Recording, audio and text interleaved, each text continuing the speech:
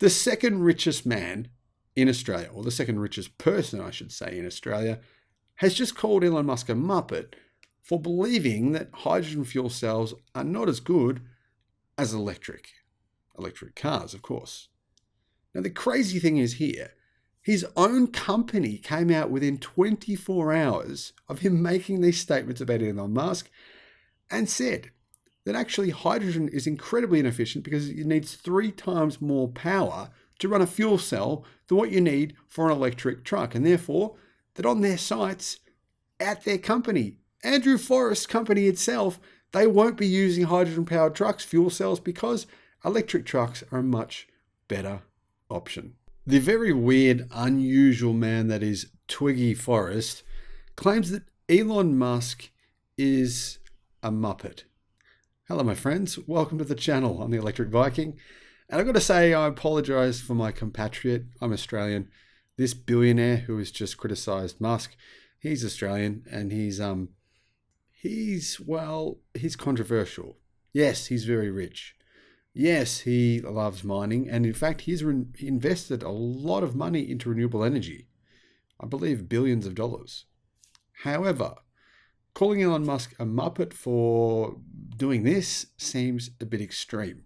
And I'm going to explain why this guy is going out of his way to attack Elon Musk for really, to be honest, not any real reason. So who exactly is Andrew Forrest? Well, first of all, his name is actually John Andrew Henry Forrest, and he was born in 1961. He's nicknamed Twiggy. Whenever I think of his nickname Twiggy, it reminds me of a Twiggy stick. You know those little chewy sticks that you eat? Yeah, anyway. In some ways, that analogy is quite apt, quite correct. So Twiggy is best known as the former CEO and the current non-executive chairman of Fortescue Metals Group. And he has other interests in the mining industry and in cattle stations. Fortescue Metals Group is an Australian iron ore company. As of 2017, they are the 4th largest iron ore producer in the world. And the company has holdings of more than 87,000 square kilometres in the Pilbara region of Western Australia, making it the largest tenement holder in the state, larger than BHP and Rio Tinto. So Twiggy actually owns a third of this massive mining company. And the company has 2 main areas of operation located within the Pilbara region of Western Australia.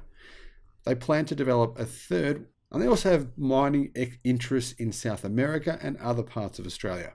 Forrest is one of the richest people in Australia. He has a net worth of $27 billion, according to the Financial Review in 2021.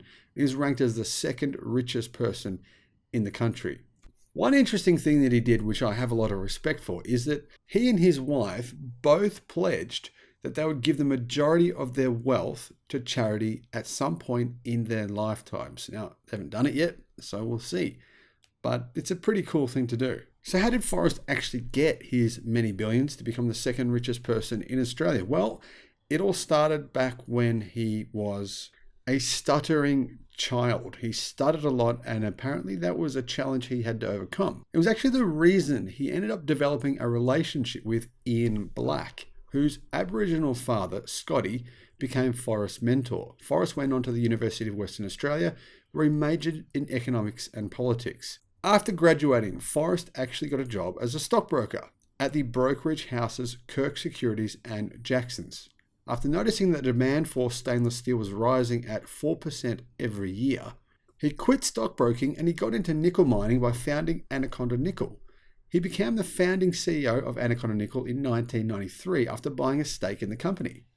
However, in 2001, he was ousted as CEO when the company almost collapsed. US bondholders received 26 cents for each dollar of debt in the restructuring. The company's shares fell by 89% before it was taken over by Glencore and renamed Minara Resources. In April of 2003, he bounced back. After this setback, he wasn't willing to go quietly into the night. He took control of Allied Mining and Processing, which had rights to iron ore in the Pilbara, and renamed it Fortescue Metals Group, or FMG. He remains a major shareholder of this company. He owns approximately 33%. Through his private company, the Metal Group. And Fortescue actually made its first iron ore shipment to China back in May of 2008. They then increased their capacity to 155 million tonnes per annum through a 9.2 billion expansion in 2014. Since then, the company has grown to possess 3 times the tenements of its nearest rival in Western Australia's iron ore-rich Pilbara region. Fortescue holds major deposits at Mount Nicholas, Christmas Creek, Cloudbreak, and Tongolo. And in 2007, he took an interest and a directorship in Niagara Mining Limited, renamed Poseidon Nickel Limited, which had in 2006 acquired from WMC the Windara nickel deposits near Laverton, Western Australia. He also owns a holding company called Tatarang, which is a company that invests in a diverse range of businesses. Those include agri-food, energy, health technology, property, resources, and lifestyle. The group is made up of 6 business divisions called Firefight, Harvest Road, Squadron Energy, 10 Mile, Wailu Metals, and ZIZ. In addition to all that, he's one of the largest property owners in Australia. After buying back his family property, the Minderoo Station, in 2009, Forrest acquired the adjoining properties, Nanutara and Uaru stations, in 2014, increasing his total pastoral holdings in the Pilbara to 7,300 square kilometres. That's the size of many states. And that's 2,819 square miles. In August of 2015, he acquired both Brickhouse Station and Manilya Station for an estimated Australian $10 million, bringing his total pastoral holdings to over 10,000 square kilometres or 3,851 square miles.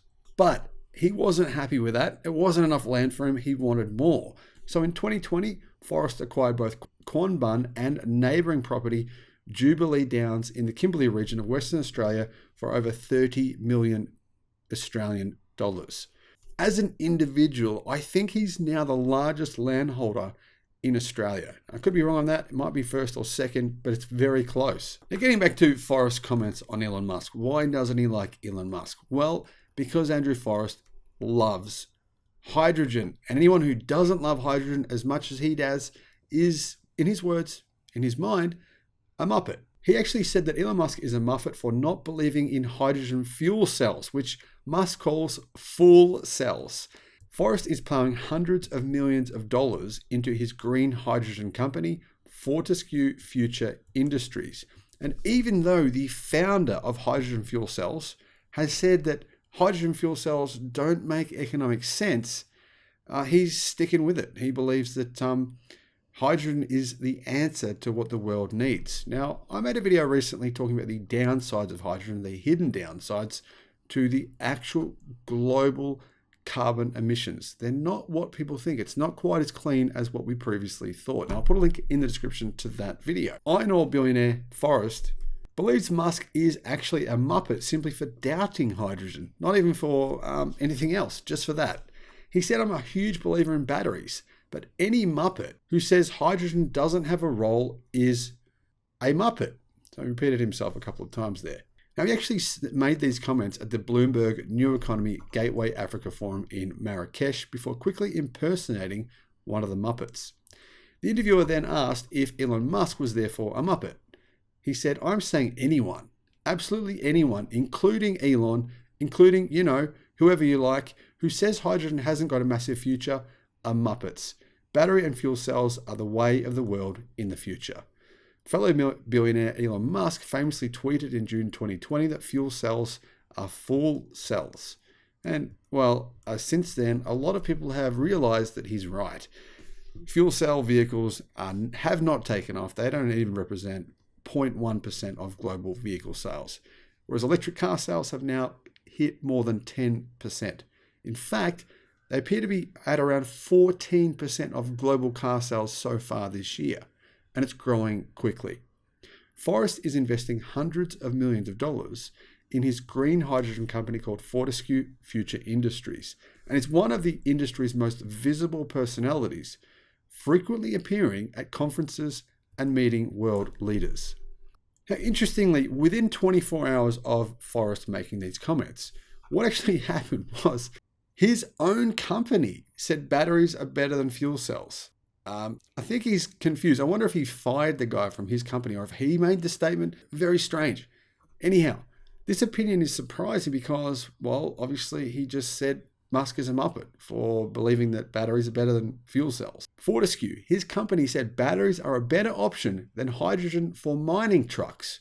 I'm confused about what this guy's thinking here. Off-road vehicles such as mining trucks are often touted as a sensible use case for green hydrogen due to the difficulty in charging batteries in remote areas a long way from power transmission lines. It's worth keeping in mind that in Australia, a lot of these mining sites now are completely electric, as in they have their own, they basically create their own energy, solar panels and wind and batteries. So they're able to actually not need to run transmission lines to the mines at all now. And that's actually a cheaper way of making a new mine from scratch. If you haven't already run transmission lines and it's a long way out in the middle of nowhere, which they often are, then you just set up your own, basically renewable energy hub. But even one of hydrogen's most bullish advocates, Andrew Forrest iron ore mining company Fortescue Metals Group, believes that batteries are a better option for the industry's hauling trucks.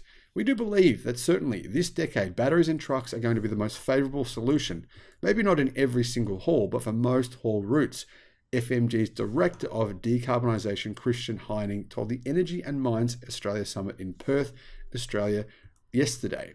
Now, clearly this wasn't Andrew Forrest himself making these comments. I wonder if he authorised this. The biggest reason, he said, for that is if you don't use direct electrification, it would need to have hydrogen.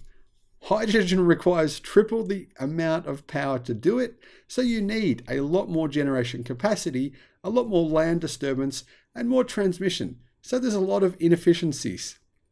Now, within about 24 hours of those comments, John Mulcahy, Principal Advisor on Surface Mining and Technology at Australia's largest iron ore miner, Rio Tinto, told the conference that hydrogen was a less efficient option than batteries for mining trucks and mining machinery.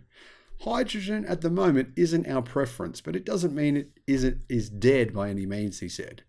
But what we are looking at primarily is the efficiency of the cycle to go from charging and discharging a battery and powering a truck versus powering an electrolyzer, creating hydrogen, liquefying it and compressing it, and then converting it back into a fuel cell.